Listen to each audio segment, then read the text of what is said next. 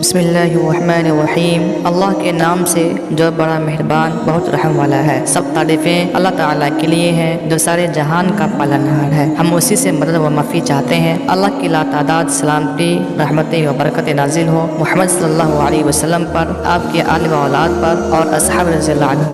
مسند احمد میں عبداللہ بن عمرو بن عاص رضی اللہ تعالیٰ عنہما سے روایت ہے کہ رسول اللہ صلی اللہ علیہ وسلم نے فرمایا، جب سلیمان علیہ السلام نے بیت المقدس کو تعمیر کیا تو اللہ تعالیٰ سے 3 دعائیں مانگی۔ ان میں سے اللہ تعالیٰ نے 2 قبول فرمائیں اور ایک کے بارے میں ہم امید رکھتے ہیں کہ وہ ہمیں ملے گی۔ انہوں نے پہلا سوال یہ کیا کہ مجھے ایسی حکومت دے جو تیری حکومت کے موافق ہو، یعنی عدل و انصاف کی فراوانی ہو اور کسی پر ظلم زیادتی نہ ہو۔